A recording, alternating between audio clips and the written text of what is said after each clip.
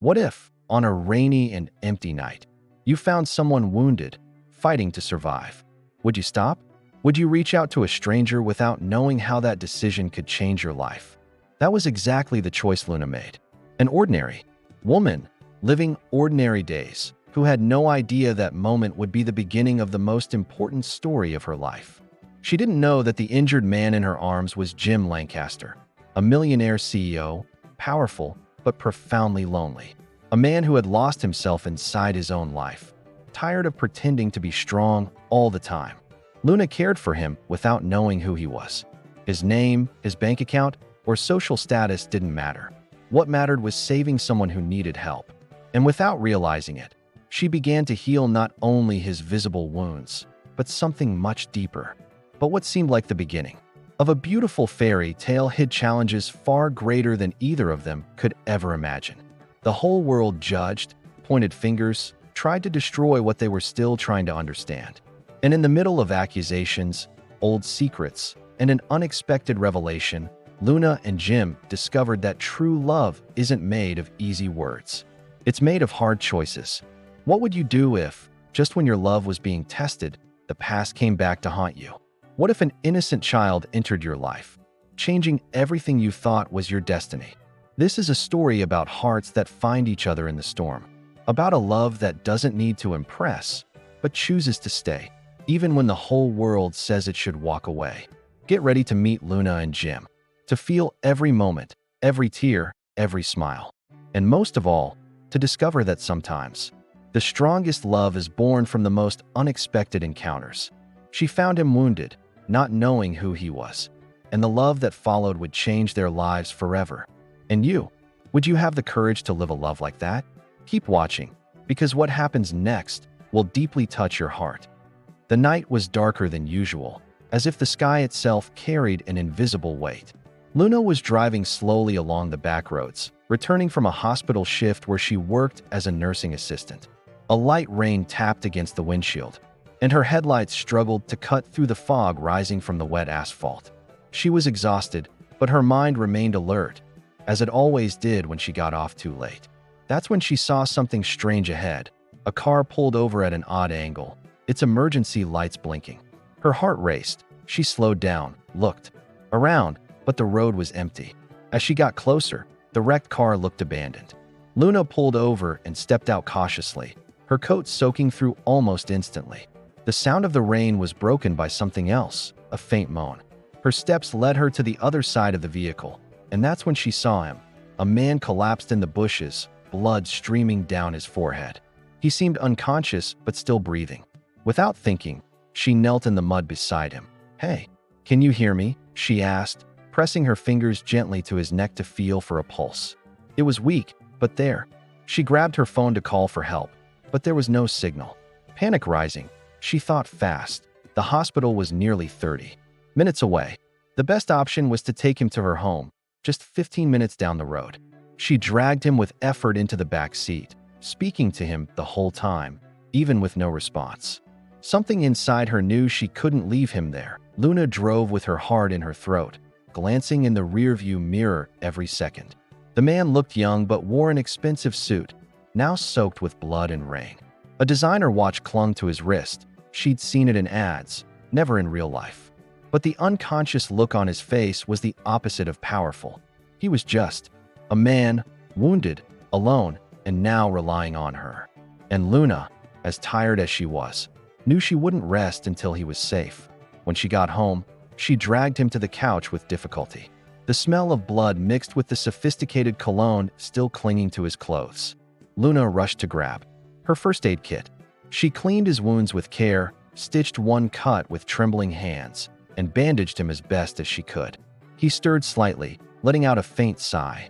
"You're going to be okay," she whispered, almost like a promise. She covered him with a blanket and sat quietly, watching the stranger now sleeping in the center of her living room. The next morning, Luna awoke to sunlight cutting through her worn curtains. The couch was empty.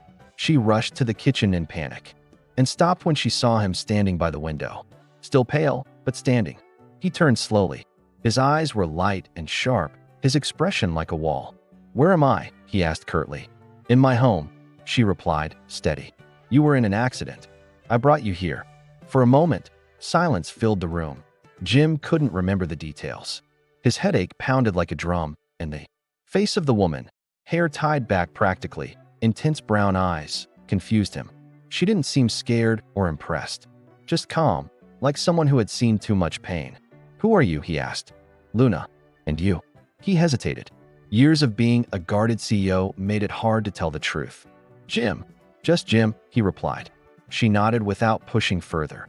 Throughout the day, Luna made tea and soup, caring for him with a natural ease that threw him off balance. Jim, used to controlled environments, contracts, and social masks, didn't know what to do with that kind of quiet kindness. He tried to keep his distance, but his aching body and the warmth of that humble home clashed with everything he knew. She didn't ask questions. She just helped. And that shook him. It was as if she saw something beyond what his eyes could reveal. Luna, on her end, felt strangely at ease with his presence. Not because she trusted him, but because something in her recognized when someone was more broken on the inside than the outside. She saw that every day in hospital halls, patients who didn't bleed but were shattered in invisible ways. Jim had that look, a look that tried hard to hide everything and ended up revealing even more. Over the next 2 days, Jim slowly recovered. Luna went about her routine, leaving early for work and pinning notes with simple instructions. He didn't ask about her life, but he listened to her footsteps around the house, noticed the books on her shelves, the worn calluses on her hands. And part of him began to wonder how someone could do so much with so little. His whole life had been built on achievements, and achievements always had a price. But Luna just did what was right. One night, when the rain returned, Luna made 2 cups of tea and sat on the living room rug, a blanket over her shoulders. Jim hesitated but walked over. He sat beside her, both staring at the rainy window in silence. "You know you don't have to stay," she said suddenly. "You can leave whenever you want." "I know," he replied, "but for some reason, I don't want to yet." For the first time in years, he was being honest. She smiled slightly, eyes still on the window. "I don't usually run into CEOs on the road." Jim looked at her, surprised. "Why do you think I am one?" She shrugged. "Expensive watch, custom suit. But it's more than that. You have the look of someone who gives orders and doesn't hear no very often." He let out a short, almost nervous laugh. "Maybe you're right." Then Luna said something he didn't expect. "The world needs more men who know how to listen." That night, Jim slept in the guest room for the first time. Luna insisted, and as he lay down, he felt something he hadn't in years, safe. Not because of locks or walls, but because of the invisible presence of someone who wanted nothing in return. She had seen him without knowing who he was, and still she stayed. He didn't know how to deal with that, but he knew it would change everything. Meanwhile, Luna scribbled down recipes for the week in her notebook, like she had since her teens. But her mind was restless. There was something about that man that remained a mystery, and it wasn't just the name. It was the silence, the way he looked at the world, as if trapped behind thick glass. Something in her wanted to break that glass, not out of curiosity, but compassion. Days later, while watering her plants on the porch, Luna spotted the stranger helping fix the backyard fence. He didn't know the names of the tools, but he tried, and she watched in silence, unaware it was the first time in years that Jim had done something with his own hands. Something that didn't involve money, power, or control, just presence. And to him, that was terrifying and liberating. Jim still hadn't told her who he really was. Partly out of fear, partly out of pride. But deep down, he also wanted to be just Jim for a little longer. With Luna, he didn't have to be a CEO, a business genius, or the heir to a powerful family. There, he was just a man. Wounded, yes, but human. And maybe, just maybe, worthy of being cared for. Their bond grew through the smallest gestures. The way she always added too much sugar to the tea, and he complained, but drank it anyway. The sticky notes she left with inspiring quotes on the fridge. The quiet glances they shared when their hands met accidentally. They didn't talk about it, but they felt it. And for now, that was enough. One afternoon, Luna went out to buy bread and returned quicker than usual. It was raining again. When she walked in, she found Jim dozing on the couch, a book in hand. One of her books. It was as if he was trying to understand her world, her words, her roots. and that touched her in an unexpected way. She sat beside him and just stayed there, in silence, just feeling. Jim woke to the sound of heavier rain and turned his head. Luna was watching him with that steady, calm gaze. "I read this chapter. Like 3 times," he murmured. "I didn't understand everything." She smiled. "You don't need to understand. Just feel it." He nodded, as if memorizing something important. It was as if Luna was teaching him a new language, the language of simple things. That same night, Luna dreamt of the accident, of blood and rain.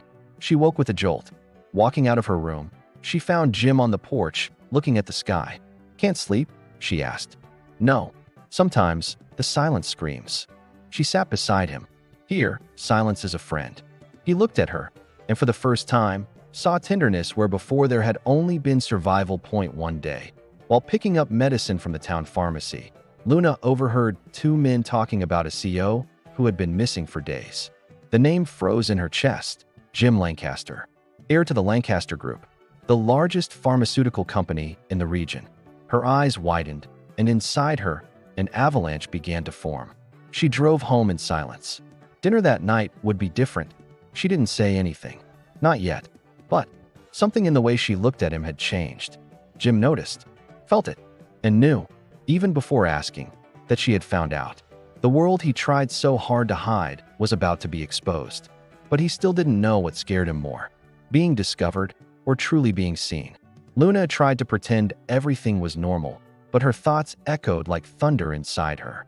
Every move Jim made, every guarded word, every polite gesture now seemed to carry a different weight. He wasn't just a wounded stranger anymore. He was Jim Lancaster, CEO of one of the largest corporations in the country. The man whose company she had seen in the news, involved in donations and scandals. The man now washing dishes in her kitchen sink, as if he were just someone ordinary. She watched from the corner of her eye, trying to piece it all together. The lack of documents, the silence about his past, the stiffness in his first words. Now it made sense. But what she still didn't understand was why. Why would a man like him be alone on that road? Why hide his identity? And most of all, why did he seem so lost, even with everything he had? Luna didn't have the answers, but she knew that from that moment on, nothing between them would be the same. Jim noticed the change in her eyes. The way she avoided direct eye contact, how her smiles were shorter, how the silence between them now had a bitter taste. And he knew, or at least sensed, that she had found out. But he said nothing. He wasn't ready, because it wasn't just about telling her who he was. It was about admitting who he no longer wanted to be. Over breakfast, Luna finally broke the silence. "You know you could have trusted me, right?" The words came out dry, direct, as she set the mug of coffee on the table. Jim looked up, holding her gaze silently. She went on, "I cared for you without knowing your name. I would have kept doing it, even if I had known. What bothers me now is why the secret." He sighed, resting his arms on the table, feeling the weight of every word she spoke. "It wasn't meant to deceive. I didn't want to lie to you," he finally said. "I just needed time away. From everything. From everyone. And hiding your name was part of that." Luna pressed, firmly. "Hiding who you are doesn't make you any less responsible for the truth you left behind." The room fell into a silence that lasted too long. He lowered his eyes. "You're right. I just didn't know how to be just me. Without the name. Without the title." Luna crossed her arms and took a deep breath. She didn't know if she felt more hurt or disappointed. "You made this place what it is," she said, gesturing toward the room. "It was just you. Just Jim. And it was good. It was real. But now I keep wondering if the man who sat in my living room was just a mask, or if he was finally the version of you you've always wanted to be." The question hung between them like a heavy cloud. And for the first time, Jim had no answer to in the days that followed. Their routine became a minefield of silences and hesitation. He tried to help with everything, but she declined with a quiet nod. Jim felt himself being pushed away, and maybe he deserved it. But he also felt something new, the fear of leaving, fear of not seeing her again. Luna, on her side, was trying to make sense of the swirl of emotions: anger, affection, mistrust, and something that felt a lot like longing. Even while standing beside him. One late afternoon, he approached the garden where she was tending her flowers. "I don't know how to fix this," he said quietly. She didn't answer right away. She kept pruning a plant with gentle movements. Then she finally murmured, "Maybe it's not fixed with words. Maybe it's fixed with actions." He nodded slowly, understanding now. She didn't want perfect. She wanted truth. The next morning, Jim left early and came back with a surprise. Paint, tools, wood. "I thought we could fix up the old shed. You said you wanted to set up a small community clinic out back. I can help." Luna looked at him, surprised. "You don't have to do that." "I know, but I want to." And for the first time in days, she felt the ice begin to melt, even if only slightly. Working side by side created a new space between them. A space for building, literally and emotionally. Luna taught, he learned. They laughed at mistakes. With the saw, argued over paint colors. Slowly, the Jim who emerged wasn't the ruthless CEO from the headlines. He was a man with paint-streaked hands, sweating under the sun, but present. And she was beginning to see more than just a powerful name. During a break, sitting on the floor surrounded by the smell of fresh paint, Jim asked, "What did you want to be when you were a kid?" Luna smiled, looking up at the sky. "A doctor. But caring for people became more important than the diploma." "And you? Did you always want to be a CEO?" He laughed, a low, sincere sound. "Never. I wanted to be invisible. Less weight, less pressure. So why weren't you?" "Because I didn't know that was an option until I met you." His words hung there in the air, as if searching for a place to land. Luna looked at him, unsure of what to say, but something inside her warmed. It wasn't a declaration. It was a confession. And coming from him, it was worth more than 1,000 empty promises. That night, she couldn't sleep.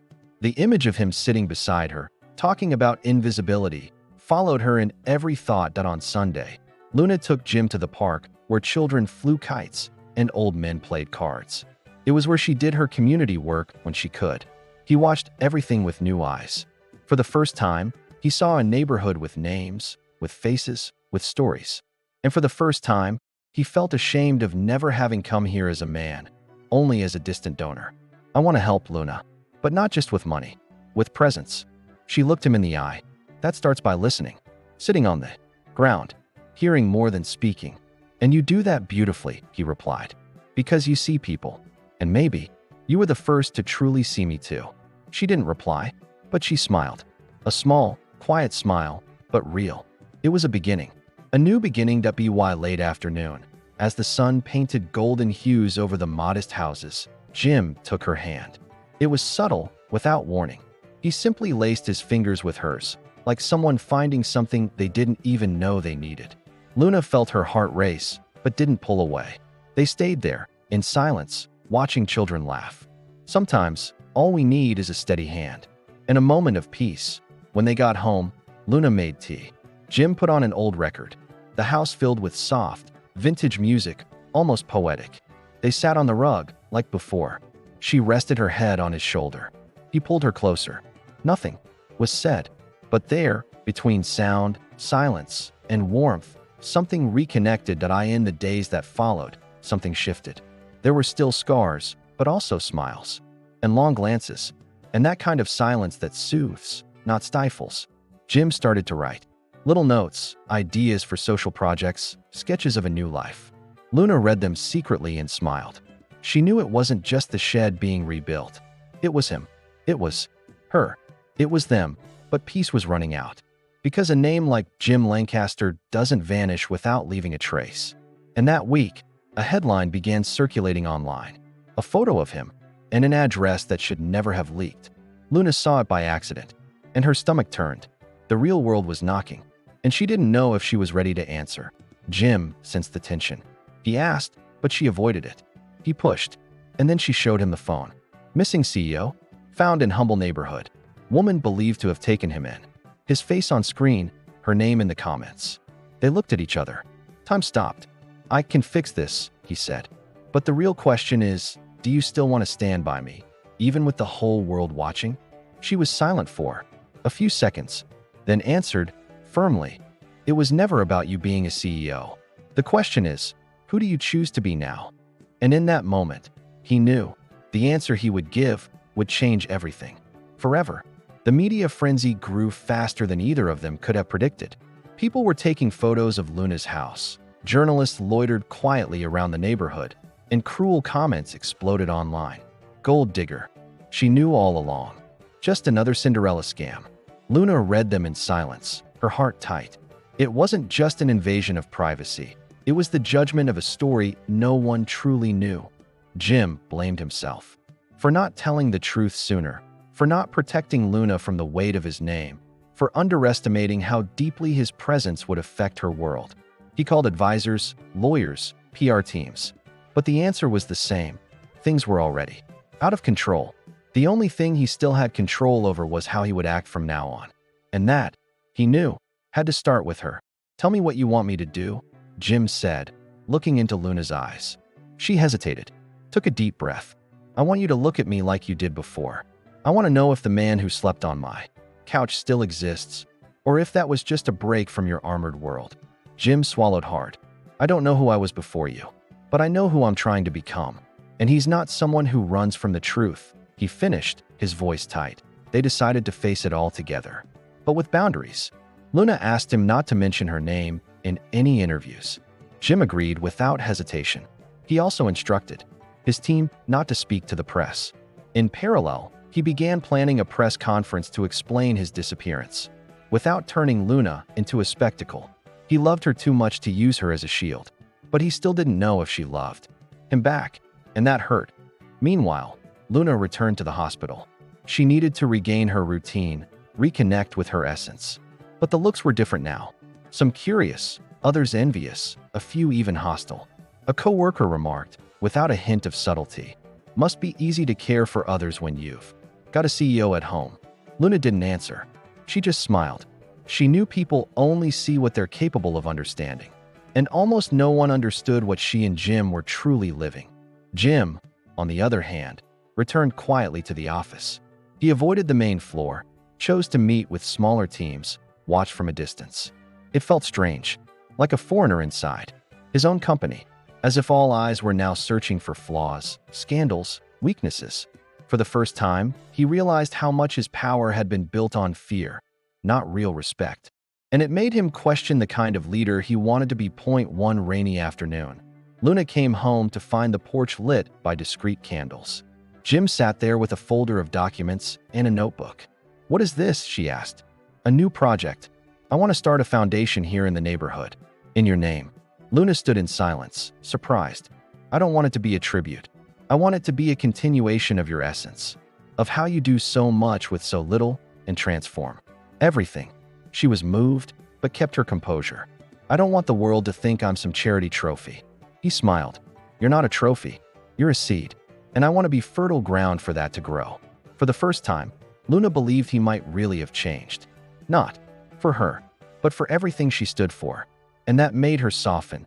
With time, the community began to see him differently. He attended local meetings, helped with renovations, listened to residents attentively. He learned names, stories, struggles. And the more he listened, the more he realized how much he had ignored the world outside the glass walls.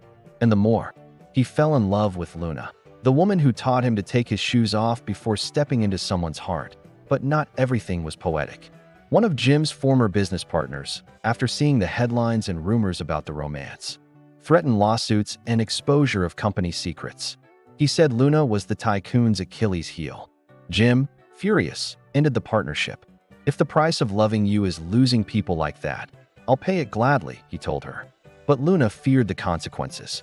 She knew the corporate world could be cruel to anyone who dared to be too human. Days later, Luna received an unexpected visitor, Jim's ex-fiancée. Blonde, elegant, made up as if heading to a gala. "I came to see it with my own eyes," she said, walking in uninvited. "You're the woman who ruined the reputation of the most guarded man I've ever known." Luna took a deep breath. "I didn't ruin anything. I just let him be who he always was." The woman smiled coldly. "That, darling, is what terrifies this world the most." Jim arrived just in time to witness the end of the scene. He politely thanked his ex and showed her to the door. Then he hugged Luna tightly. "I'm sorry for all the ghosts my name has brought to your door." She replied, "It's not the ghosts that scare me. What scares me is you forgetting who you really are in the middle of all this." And in that moment, he made a silent promise. He wouldn't forget. The foundation came to life. A renovated building with service rooms, tutoring classes, even a small clinic. Luna coordinated with firmness and grace. Jim supported everything, but let her lead. Here, you're the CEO, he would say with a smile. And you're the intern. Who learns the most each day, she'd tease. It was the perfect balance, her guiding with heart, him supporting with structure. One of the foundation's openings, a little girl stood on stage and said, "I want to be like Luna when I grow up." Because she saw a man hurt and didn't run. Because she didn't want fame. She just wanted to help. The crowd gave her a standing ovation. And Jim, there in the audience, cried.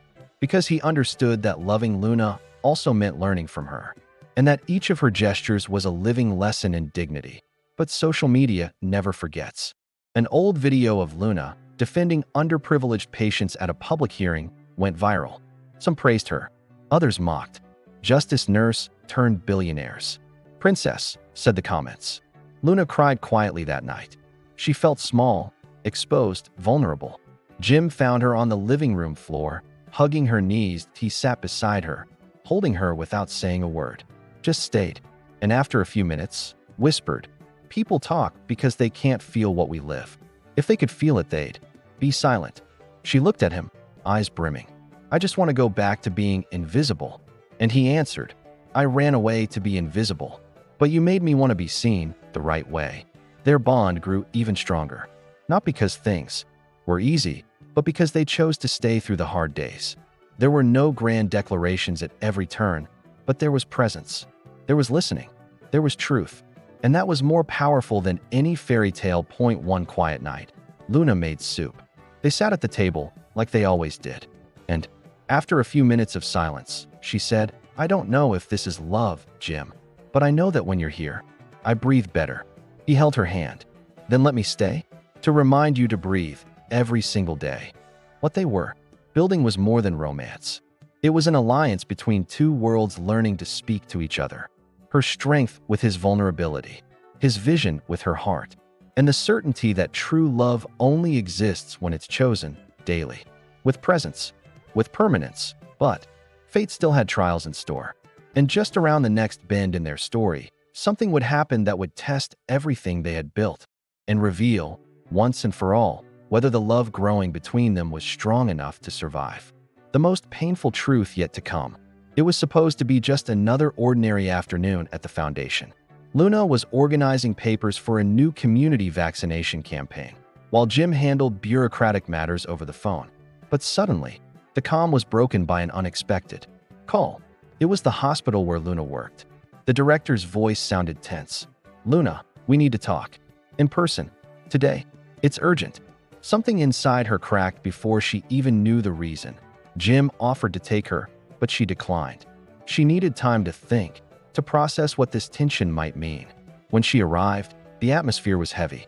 The director called her into a private room, looked her in the eyes, and said with regret, "Luna, there's an ongoing investigation. We received anonymous accusations claiming you benefited financially from your relationship with Mr. Lancaster to secure funds for the hospital." The ground vanished beneath her feet. She laughed in disbelief. "That's absurd. I never asked Jim for a cent, and certainly never used the hospital as leverage." The director looked genuinely uncomfortable. "I believe you, but the external pressure is intense. The press is already circling. The board wants a preventive suspension until things are clarified." Luna left the room with a shattered heart. This wasn't just about her career. It was her honor. That night, she came home in silence. Jim, seeing the state she was in, dropped everything. "What happened?" She told him, eyes glassy, voice trembling but steady. "They're accusing me of using you to get money for the hospital. They want to suspend me. Say I took advantage of our relationship." Jim was stunned. "But that's insane. I never moved a single cent without telling you. I know," she cut him off. "But being innocent isn't enough. I've known since I was young. When you come from where I come from, suspicion is already a sentence." Jim hugged her tightly. He wanted to protect her, but he knew words couldn't erase that kind of pain. "I'll prove this is a lie." She looked into his eyes. "No, Jim, you won't fix this with money. It has to be with truth." In the following days, Luna avoided going out. Not out of shame, but to deny the media the spectacle they craved. Jim, Meanwhile, gathered his legal team and began compiling documents, transfers, and foundation reports, anything that could prove Luna hadn't benefited from anything. But in the data, he found something that froze his blood. Months before meeting Luna, his team had approved a high-value donation to the hospital where she worked. The donation had been made by a mutual partner, without Jim's direct knowledge. But now, that detail was ammunition. Even though it happened before the relationship, it was enough to reinforce the narrative of favoritism. When he told Luna the truth, her expression changed. Not with anger, but disappointment. "You knew?" she asked. "No, but even if I didn't, it doesn't matter now. They're going to use it. And I'll pay the price." Jim panicked. "Then let me take the fall. I'll hold a press conference, explain everything, take the blame." Luna shook her head. "If you do that, they'll say you're protecting your mistress. And I'm not that. I'm a woman with a story, with principles. I won't let them define me by the man I love." It was the first time she used the word love, but it didn't sound like a declaration. It sounded like mourning. The tension between them grew, not from lack of affection, but from the weight of pain. Jim felt guilty, powerless, furious with the system. Luna felt wronged, but firm in her decision not to run. They barely touched anymore. Silence became a chasm once again, until one night. She packed a small bag, placed a few items inside, and said, "I need time, Jim, to hear myself without all this noise." He tried to stop her, pleaded with his eyes, but didn't hold her back. He knew true love doesn't chain. It simply nods, even when everything inside wants to scream stay. Luna went to a friend's house in another city. For weeks, they didn't speak. He sent short, respectful messages. She read them, but didn't respond. She was rebuilding, not for him, but for herself.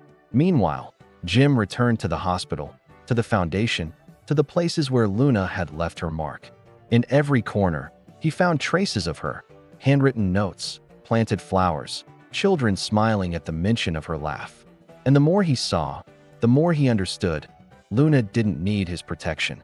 She only needed space to continue being who she had always been. In her absence, Jim wrote a lot, pages and pages of a letter he never had the courage to send. Until, one day, he decided to make it public. At a conference on human leadership, streamed live, he took the microphone and read a passage. He spoke of love, of mistakes, of redemption. He never mentioned her name, out of respect. But those who knew her knew instantly. It was about Luna. The video went viral, not because a CEO had shown vulnerability, but because a man, stripped of status, had spoken about someone who had taught him the value of silence, of presence, and of truth. Luna watched from afar, tears in her eyes. It wasn't a love declaration. It was a declaration of recognition. And that meant more. Shortly after, the results of the investigation were released, dismissed. There was no evidence of misconduct. More than that, they discovered the accuser was the very ex-partner Jim had cut ties with. Luna was cleared, but she was still bruised. Even so, she returned to the neighborhood, not to pick up where she left off, but to decide if there was still room for what had remained. Jim was waiting for her on the bench in the park where it had all begun. When she approached, they looked at each other in silence for long seconds. Then he said, "I don't want you to come back to me. I want you to tell me if there's still in US. Because I'm still this man. And you're the reason." Luna sat beside him. "I don't know if we can go back to what we were, but maybe we can be something new, something even more real." He smiled, eyes shining. "Real is all I want, even if it hurts, even if it takes time." She took his hand. "Then let's go, one step at a time." The sky began to clear, as if the storm of the past days was finally giving way to light.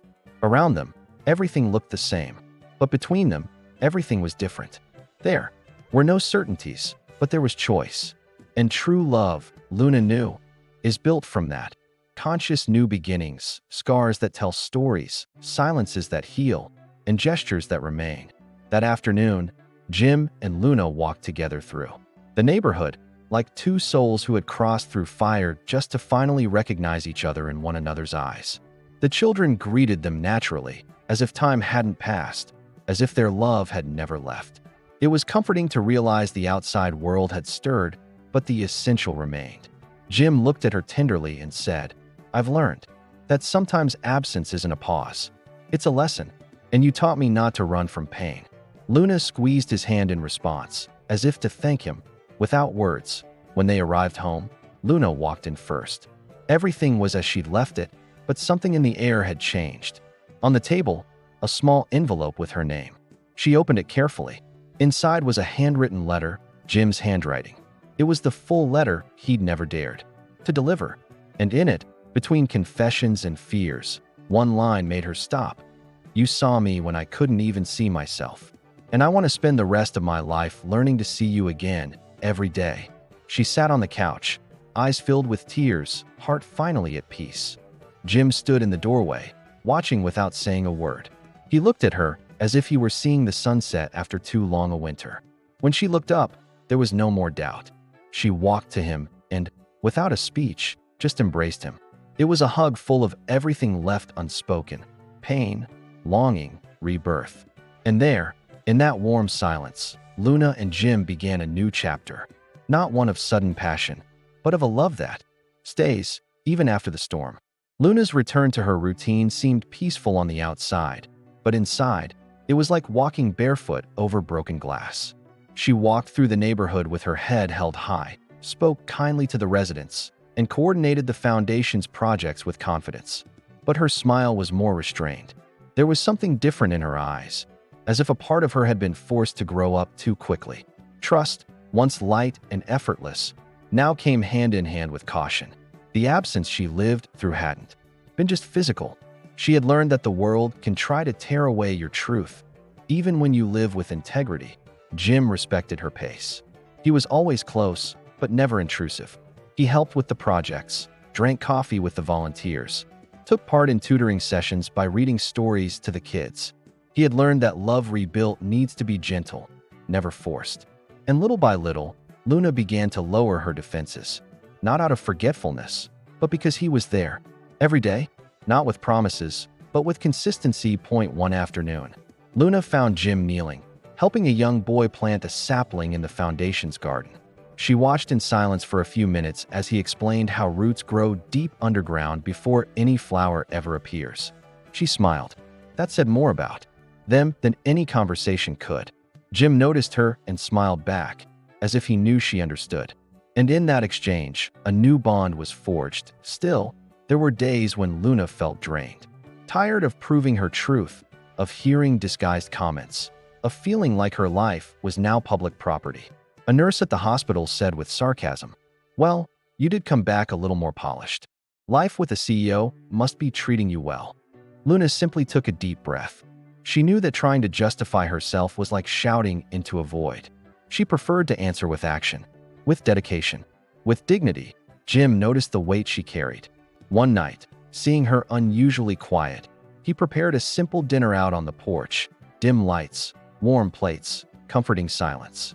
When she arrived, she sat down without a word. He simply served the food, touched her hand, and said, "Thank you for not giving up on yourself. Because that's what you taught me. Staying true to who we are is the greatest act of courage." She squeezed his hand in return, wordless. And sometimes that was enough. But the exposure still had a cost.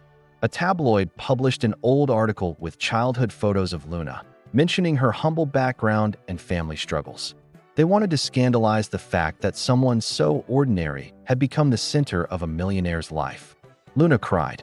That night, in silence, Jim found her on the bedroom floor, clutching the article with trembling hands. "They don't know your story," he said, kneeling beside her. "But I do, and it's the one I believe in." The article had an unexpected side effect. Many local residents, witnessing the injustice, began to defend her publicly. Messages of support, handwritten letters, flowers left at the foundation gate. "You represent us. You're the courage we wish we had. Don't be silenced." Luna was deeply moved by every gesture, and for the first time, she realized she no longer needed to hide to protect her peace. The truth, when rooted deeply, blooms. Even under attack. On her birthday, Luna asked for something simple: a picnic in the park with the children from the foundation. No luxury, no cameras, just homemade food, music, and stories. Jim helped organize everything, saying nothing about gifts. In the afternoon, He took her to a quiet corner of the park where they had planted a sapling weeks before. Now, a small plaque stood there, Roots of Permanence by Luna. She read it, emotional, as he said, "This is my gift, a space of belonging with your name on it." She cried silently, not from sadness, but because, for the first time, she felt exactly where she was meant to be. Jim gently wiped her tears, and there, in front of everyone, they embraced like two survivors who knew the true value of staying. This wasn't a beginning. It was a continuation. And for them, that meant more than any fairy tale. A few weeks later, a major community health conference invited Luna to speak. At first, she hesitated. She feared being exposed again. But Jim encouraged her. "You have something the world needs to hear. And now, the stage is yours if you want it." She accepted. On the day of the event, the room was packed. Luna stepped onto the stage with quiet strength and steady voice. She shared her journey, her losses, her love for caregiving, without ever mentioning Jim.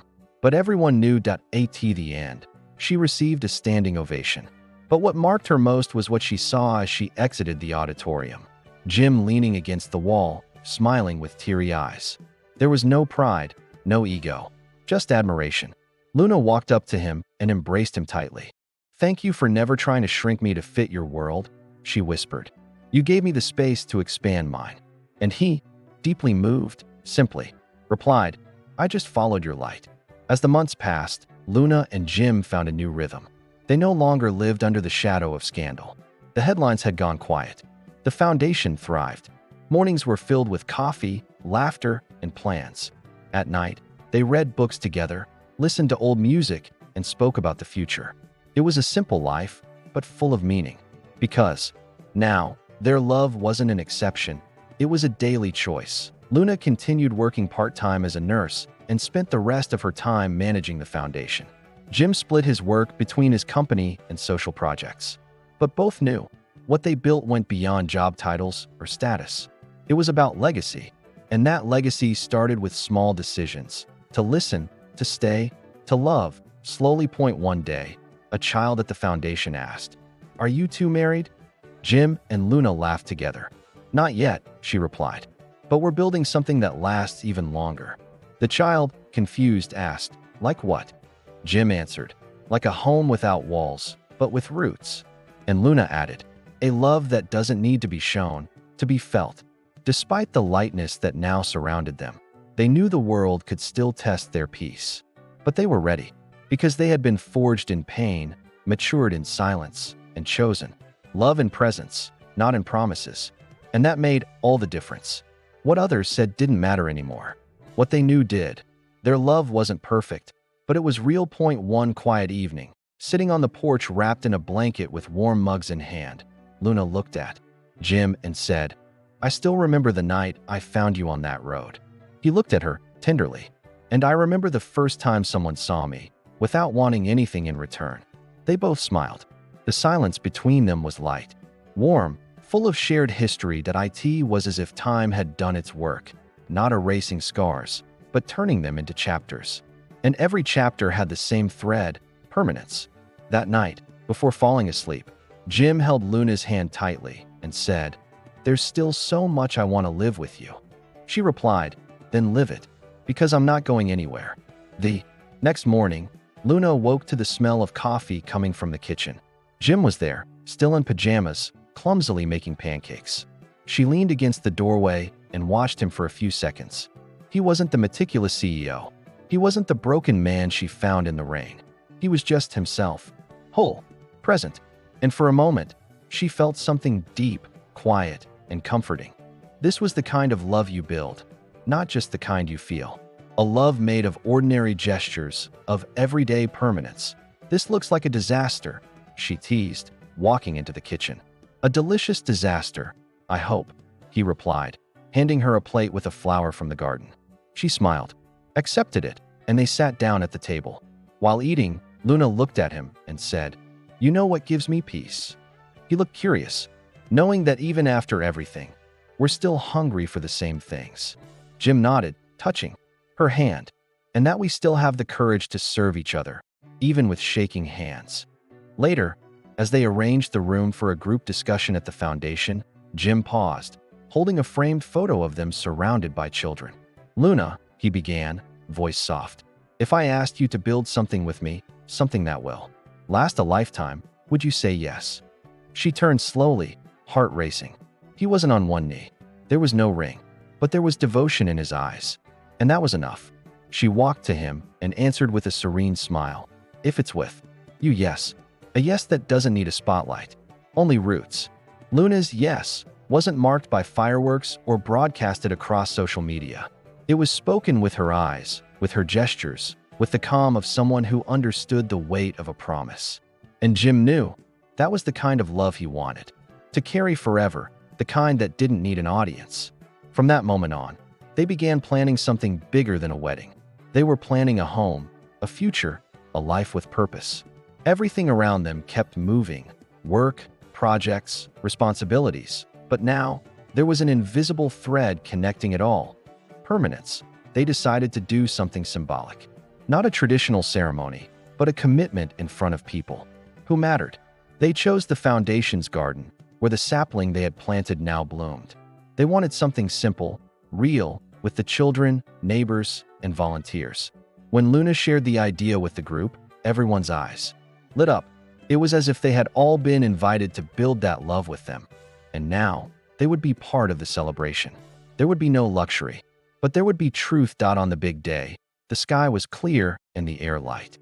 The children scattered petals on the dirt path. The women from the neighborhood prepared homemade treats.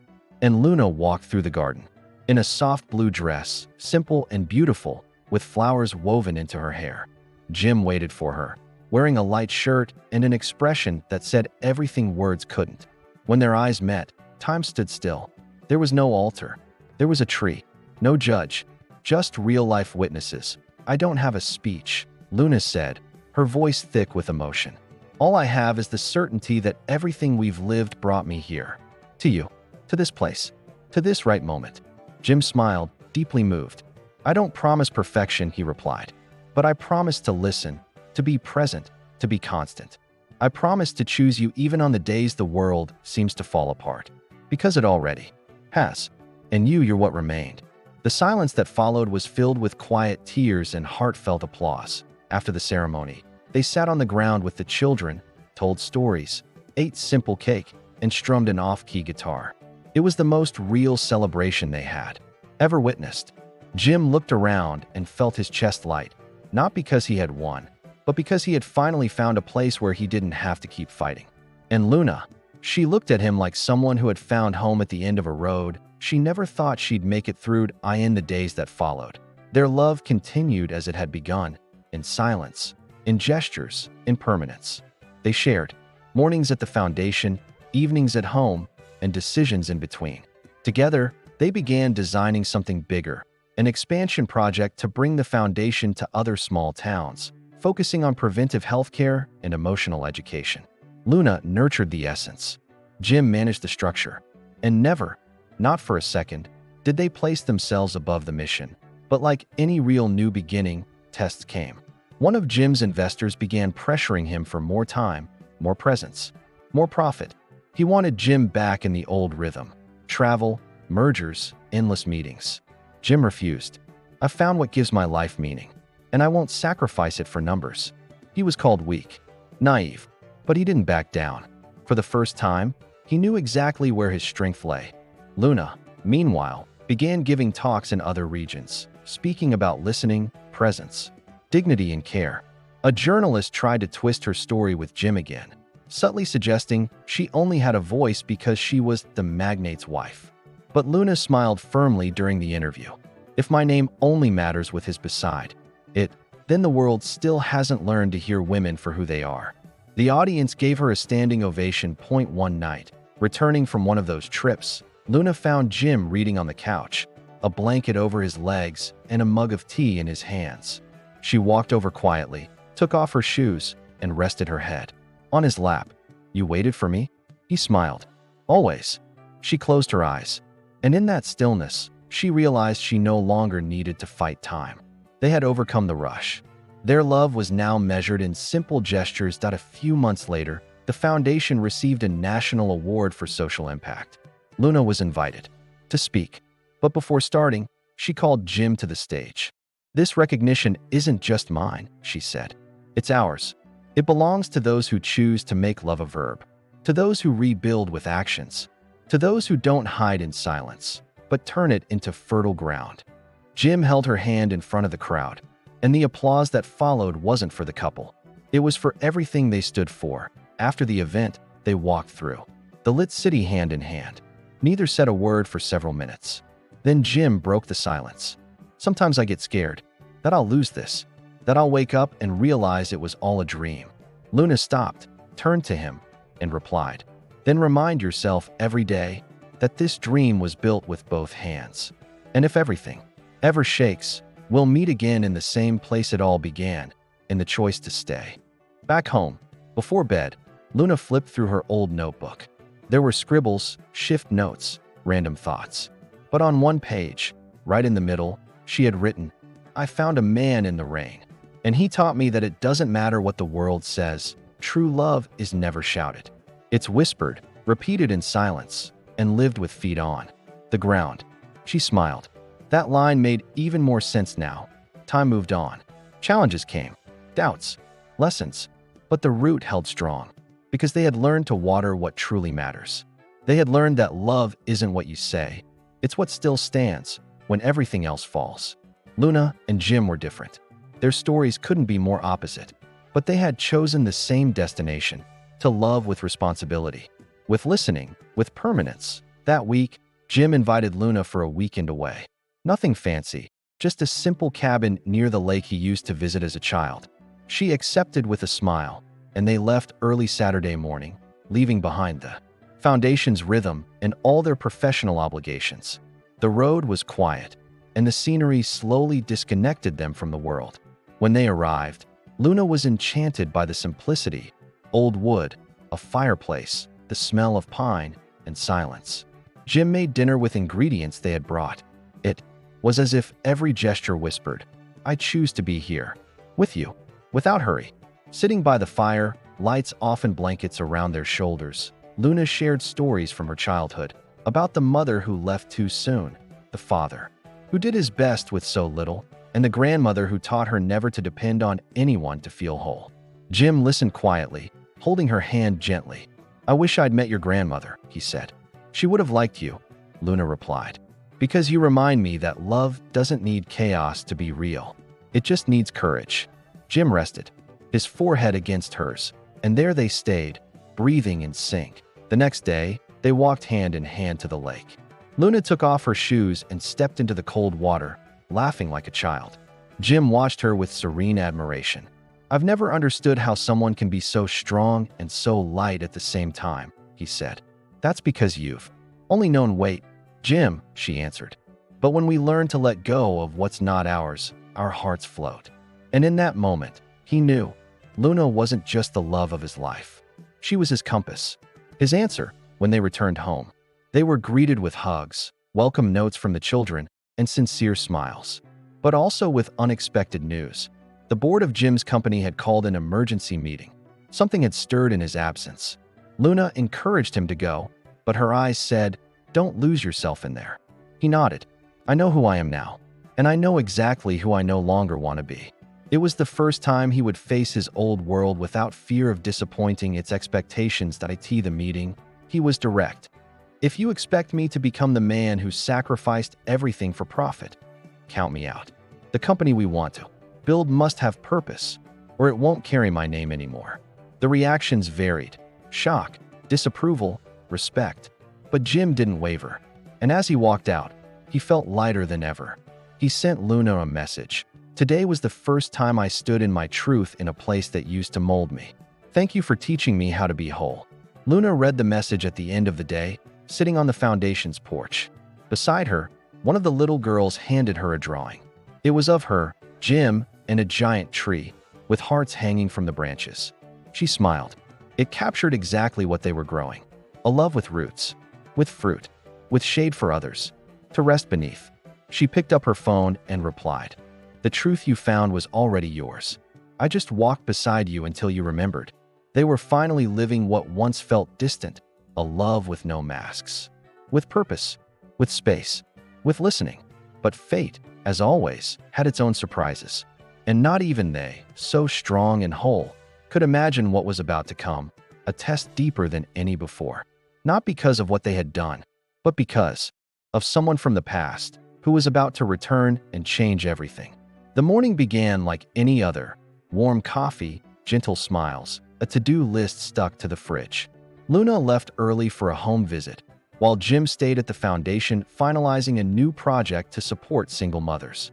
The sun shone generously, as if the world had finally aligned with their hearts.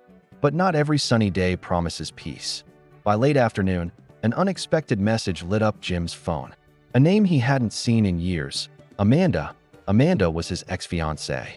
The woman he'd nearly married, before vanishing from the altar, gripped by a panic he couldn't explain at the time. She had been the perfect image of the world he now renounced. Ambition dressed up as love, image over essence, contracts over connection. The message was simple. I'm in town. We need to talk. It's important. Jim hesitated, thought about ignoring it. But something in her tone stirred a discomfort he couldn't quite name that he agreed to meet at a quiet cafe downtown. Amanda was the same as ever, impeccable, smiling, in control. But there was something new in her eyes, a contained urgency, a poorly masked tension. Before anything, she began, I'm not here to cause trouble. I came because I think you have the right to know. Jim crossed his arms. Know what? Amanda took a deep breath and said it plainly.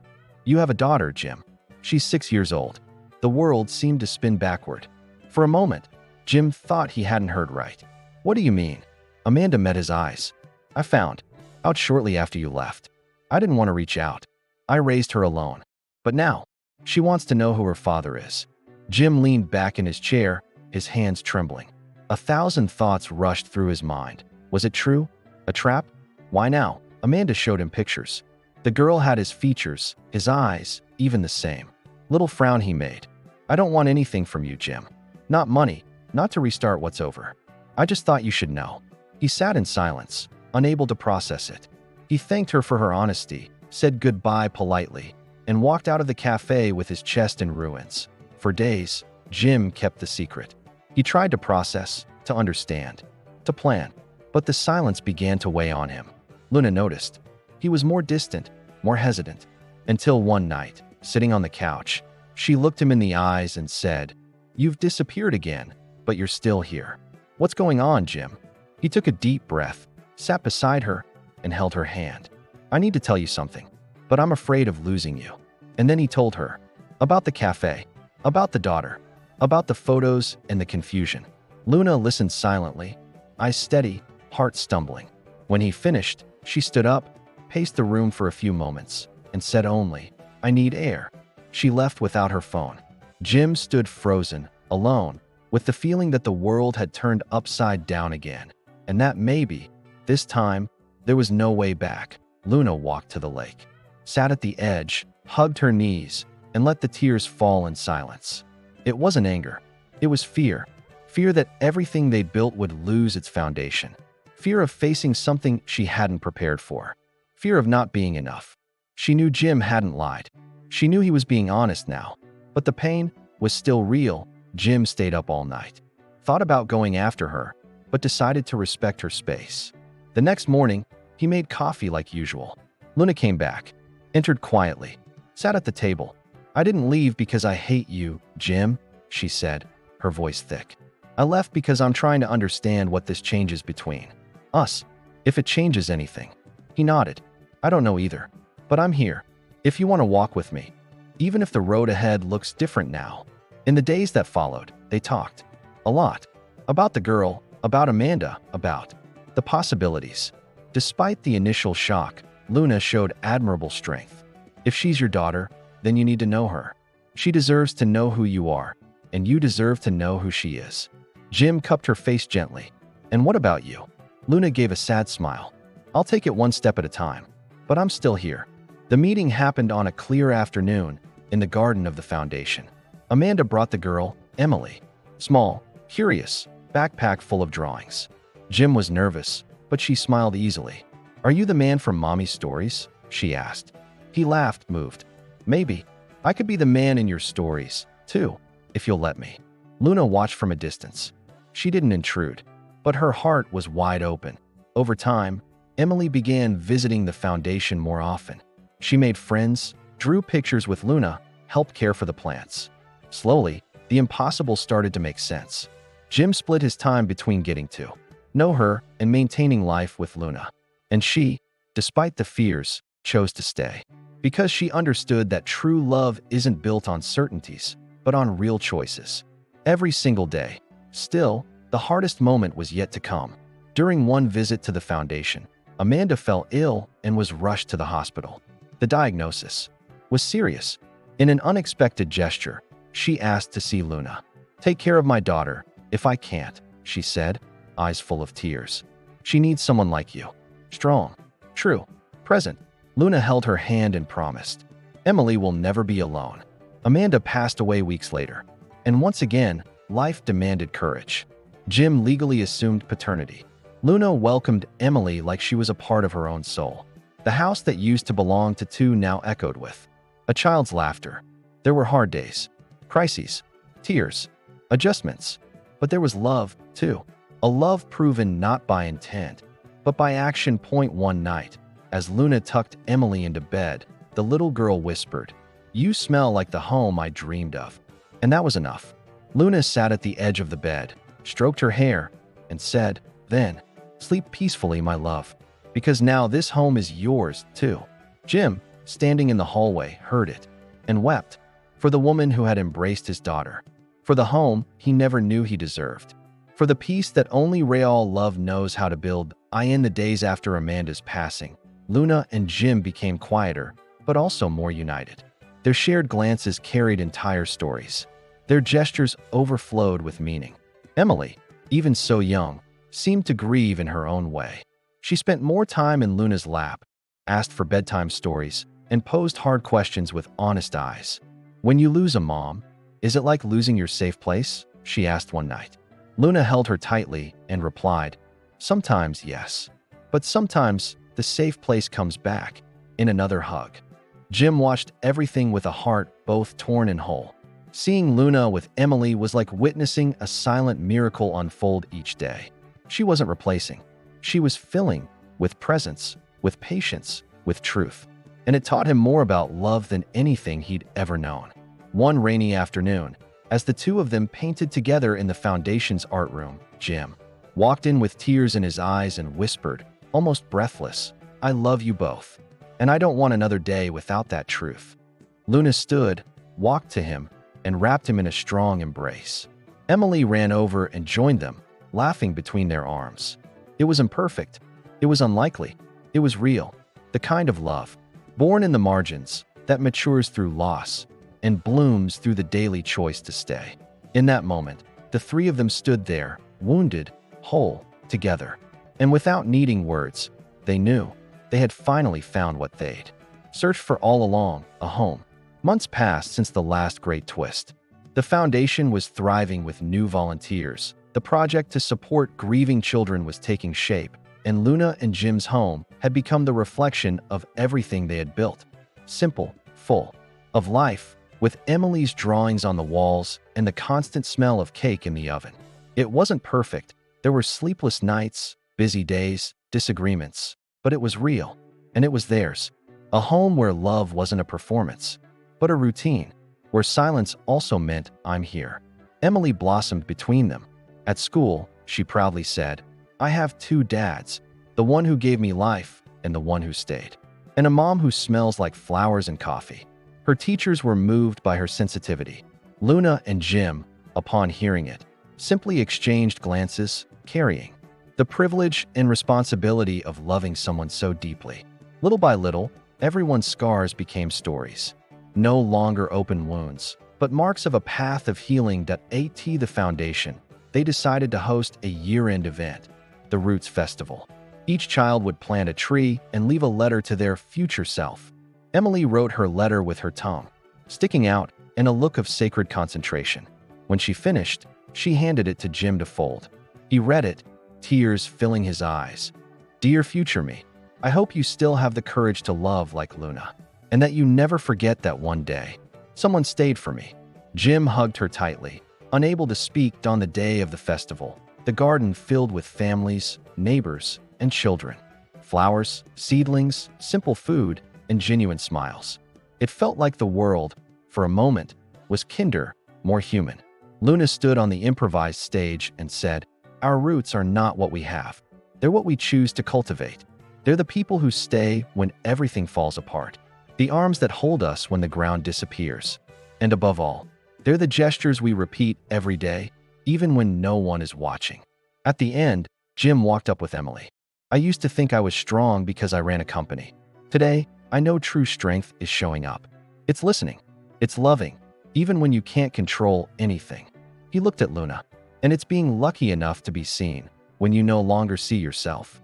Emily grabbed the mic and, with a toothless grin, added, "And knowing how to paint with messy hands, even in a suit." The crowd laughed and applauded.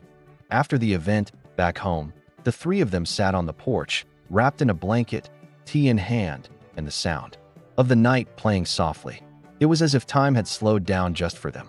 "Remember when it all started with an accident?" Luna whispered. "I was lost," Jim said. "And you saw me." Emily, her eyes barely open, murmured, "And me too."